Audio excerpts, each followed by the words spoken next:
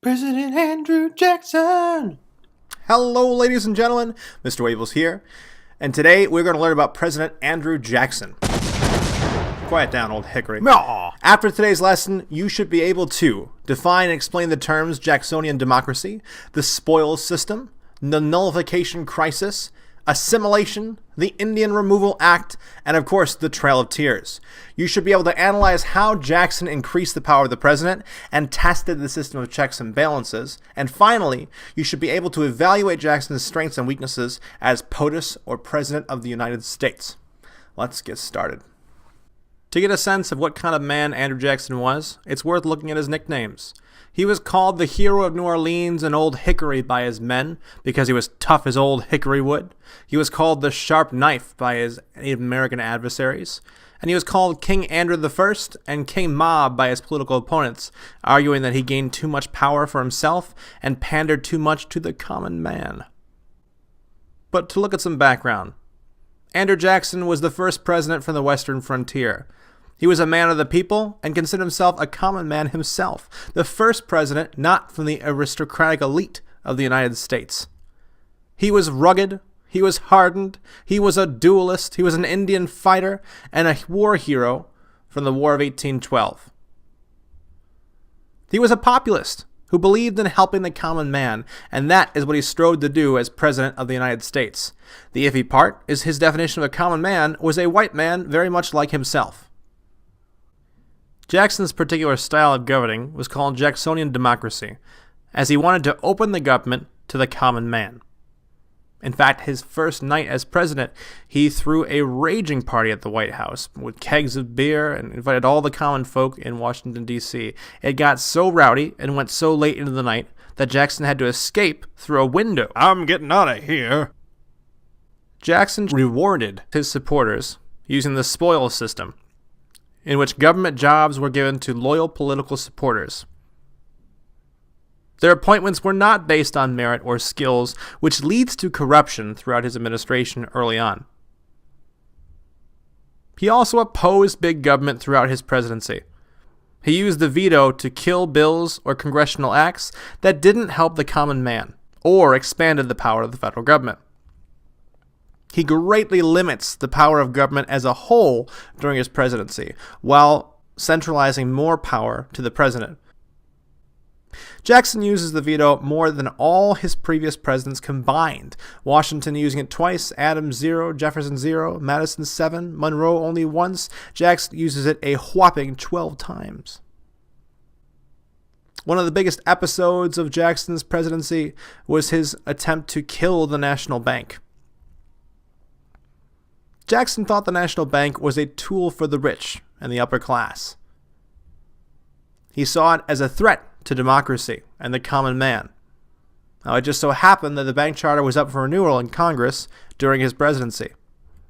Jackson vetoed the bank's recharter and subsequently withdrew public funds, thus killing the Second National Bank of the United States of America.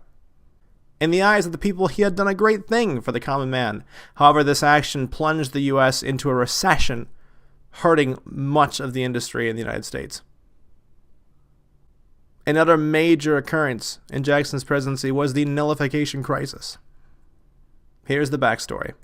Congress puts a tariff on textiles. Remember, a tariff is a tax on imported goods from other countries. This was meant to help northern industry. However, Britain responds by buying less cotton from the South, which in turn hurts the South and agriculture. South Carolina in particular is so offended by this that they consider seceding or leaving the Union altogether. John C. Calhoun, who is Jackson's vice president and a big leader in the South, particularly South Carolina, favors a less extreme response. He supports the policy of nullification. This policy says that states can choose not to follow certain federal laws, particularly if they believe they are unconstitutional, much like the Virginia and Kentucky resolutions from Madison and Jefferson's day during the Alien and Sedition Acts. South Carolina state legislature passes an ordinance of nullification, thus following Calhoun's plan. However, Jackson responds harshly because you cannot decide as a state. You're not going to follow a federal policy. The Supremacy Clause forbids it. And so he threatens to send an army to South Carolina to enforce the tariff and to hang John C. Calhoun for treason. In the end, Congress revises the tariff, which allows South Carolina to back down, and there's confrontation avoided. Due to Jackson's harsh stance, an early civil war is prevented. Main point of the nullification crisis is this. It is a debate between states' rights and federal supremacy. And in this case, though Jackson is a man who believes that states' rights should be looked after, in this case he sides with the federal government, thus maintaining the strength of the Union. This leads us to a darker chapter in Jackson's presidency, where he turns to the Indian problem, quote unquote. To look at some background information from before Jackson's presidency, as settlers move westward, they clash with Native American lands and Native Americans who live inside of them. In his day, Washington urged for a policy of assimilation. This push for Native Americans to adopt white man's ways, to dress like they do, eat like they do, own land like they do, worship like they do.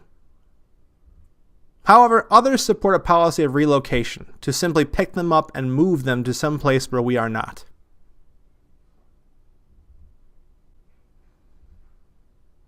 Many tribes chose to clash with war. However, they failed against the United States Army with superior technology.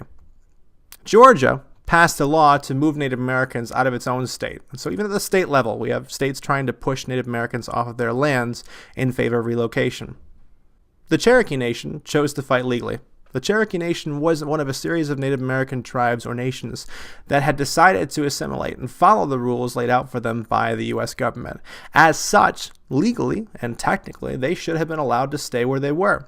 In fact, they decided to fight legally and take their case all the way up to the Supreme Court with Worcester versus Georgia.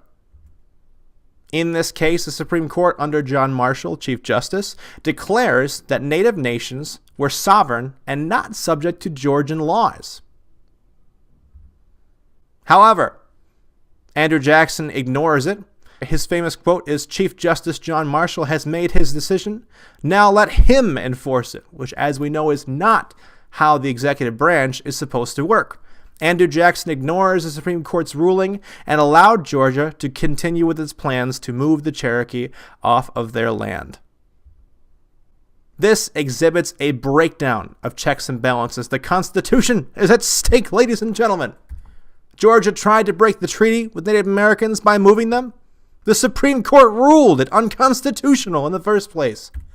But Jackson refuses to enforce that ruling, thus undercutting the Supreme Court's power of judicial review.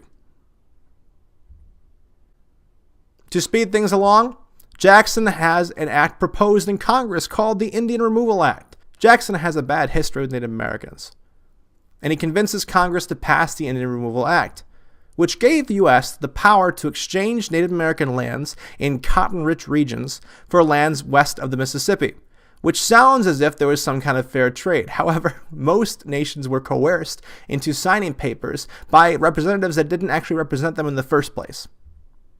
This was used to force Native Americans off of their land and led to one of the most heinous dark spots in U.S. history, the Trail of Tears. In this unfortunate saga, Cherokee nations were forced to move westward by the U.S. Army, and 1 in 4 Cherokee die during a 1,200-mile march to Indian Territory. This map shows the scope of what many nations had to endure and the scope of where they had to travel. And this leaves us to consider, was Andrew Jackson a champion of the common man, a force for good in the United States?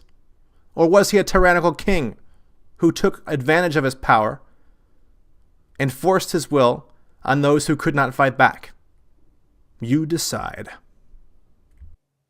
Congratulations, ladies and gentlemen. You have made it through this video lecture, and I hope you got some good information. Make sure that you can accomplish the objectives in the next slide, and I will see you in class. Bye-bye.